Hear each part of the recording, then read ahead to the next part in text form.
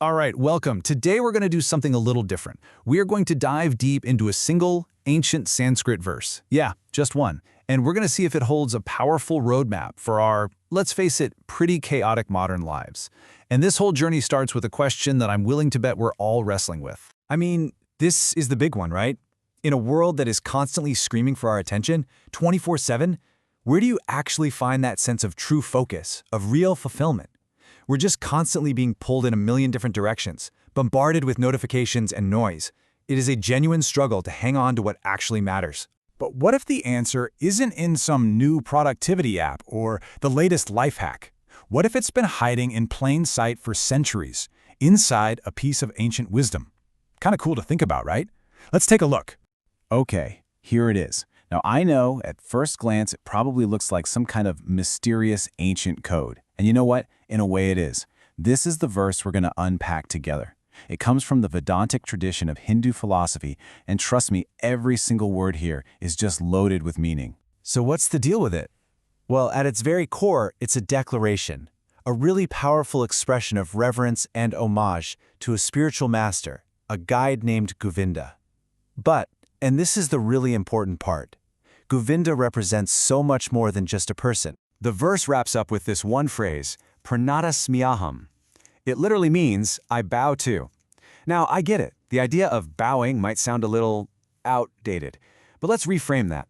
Think of it less as a physical act and more as a mindset. It's about having an attitude of humility, of being open to wisdom that's deeper than our everyday thoughts. And right there, that's the first challenge this verse throws at us. It's asking you, right now, can you set aside your ego for a minute? Can you put your skepticism, your preconceived notions on the shelf and just be receptive? Because that's where any kind of true growth in any part of life really begins. So who is this Govinda that inspires so much respect? Well, the cool thing is the verse doesn't just drop a name and leave it at that. It describes him as the embodiment of an ideal, a collection of qualities we can all learn from. So let's break down who or what Govinda really is. So the verse gives us a three-part blueprint. Number 1, being a master of the senses. Number 2, being an embodiment of supreme bliss. And number 3, being a Satguru, a truly realized master. Let's tackle these one by one and see what they actually mean for us. First up, master of the senses.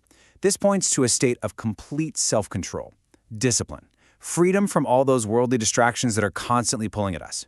Now, this is an ancient idea, for sure, but you cannot tell me it has ever been more relevant than it is right now. I mean, really think about it. Who is in charge of your attention? Is it you or is it your phone? In this hyper-stimulating world we live in, there's almost nothing more valuable than the ability to control your own focus. And this mastery isn't about suppressing things, it's about having an inner freedom from compulsion. Okay, let's move on to the second quality, and you'll see how this all builds.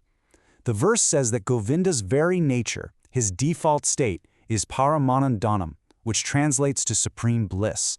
And that is a pretty radical idea when you stop and think about it. And we need to be super clear about what this means. We're not talking about that fleeting pleasure you get from a new purchase or a bunch of likes on social media. Nope. Paramanandandam is an inner, inherent joy. It's a state of ultimate contentment that is just part of who you are, not something you get from the outside.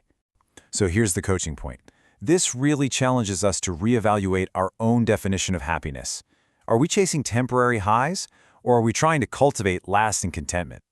The big idea here is that true peace is an inner state, not some external prize. Happiness isn't something you get, it's something you are. And that brings us to the third quality, which really ties this whole thing together. Govinda is described as a Sadguru, and that word means so much more than just a teacher or an expert. A Sadguru is, well, they're the real deal, a realized master. This is someone who hasn't just read the books about enlightenment, they've personally attained that state. They embody the wisdom they share. That's what makes them such an authentic and powerful guide. And this brings up a vital question for us today, doesn't it? In this age of endless influencers and online experts, how do you find authentic mentorship? Who are the people out there who have genuinely achieved what they talk about? This verse encourages us to seek depth over mere popularity. So, okay, we have this amazing ideal. Self-mastery, inner bliss, authentic wisdom. Sounds great, right? But how does a person even begin to understand these ideas on a deeper level? Well, the verse gives us a clue. It says, this truth about Govinda can be known through the wisdom of all of Vedanta. And what that's telling us is, look, there are no shortcuts here. You can't grasp these deep truths from a catchy quote or a quick summary. It requires engaging with a whole systematic framework of wisdom. So what is Vedanta, really? It's one of the major schools of Hindu philosophy. You can think of it like a comprehensive framework, an intellectual path for understanding ultimate reality, the self and the universe. It's the roadmap to the truth this verse is talking about. But this is where it gets really fascinating. The verse presents us with this brilliant paradox, a final little twist that takes us from the world of intellectual ideas into the world of direct experience. So check this out. On one hand, the verse says this ideal is gocharam, which means it's knowable, it's accessible, you can understand it through study. But it's also agocharam, which means it's beyond the reach of our ordinary words and our rational thoughts. So, wait, which one is it? And this might sound like a contradiction, but it's not. It's pointing to a profound truth about life that I think we all recognize. Some things, some of the deepest things, can be studied, but ultimately, they can only be experienced. Think about the feeling of awe watching a sunset, or a sudden flash of intuition, or being totally lost in a creative flow state. You know it's real, you experience it, but words can never fully capture it. And so we arrive at the full picture. The whole verse just snaps into focus. It's an expression of reverence for an ideal that is both the destination of deep intellectual inquiry and a transcendent experience that goes way beyond it. And that's the final thought this ancient verse leaves us with. It's really an invitation to look at our own lives and ask, what are the deep truths that you know, not because you read them in a book, but because you felt them? What realities have you experienced that words simply can't explain?